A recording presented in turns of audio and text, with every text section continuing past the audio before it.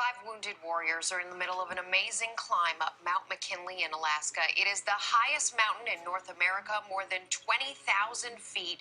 And just 2 days after they began, disaster struck not far from where they were. 4 Japanese climbers were killed by an avalanche. Their bodies never recovered. The altitude, the cold, and the weather have made it a tough slog for the wounded warriors, but they are not giving up. And joining us now on the phone from their camp at 14,000 feet are retired Army Captain Jesse Acosta and retired Army Sergeant Kirk Bauer. Good morning to both of you, and I want to start with you, Sergeant Bauer. You are 13 days into this journey. How's it going? It's going very well, Rebecca. The weather has been holding out. We only had one storm where there were 30-mile-an-hour winds and 70-mile-an-hour gusts. They got down to about 0 degrees on the pass above us. But the weather has been cooperating. It's the most spectacular scenery you've ever seen.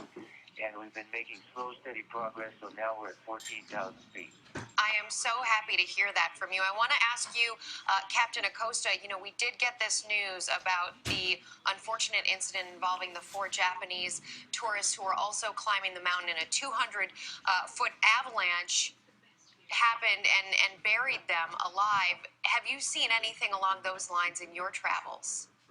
No, we have encountered a lot of incidents along the way. Just yesterday we had a rock avalanche not too far from our tent. But, that incident set quite a somber tone, I think, on our team and all climbing teams. But, more than anything else, it really, you feel for the families, you feel for the loved ones. But events like that really show you the reality. They really help you understand the reality of what can happen on the snow. Sergeant Bauer, your team originally set out to make this climb in 24 days. Do you think it's possible you'll make it to the peak by then?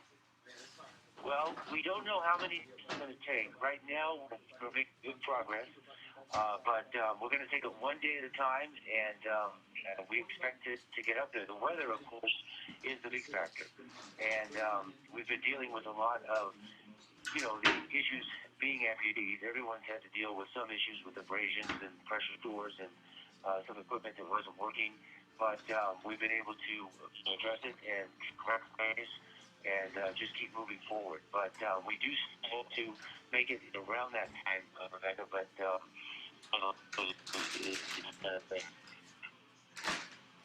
Well, you just keep moving forward. Captain Jesse Acosta, Sergeant Kirk Bauer, thank you so much. Godspeed.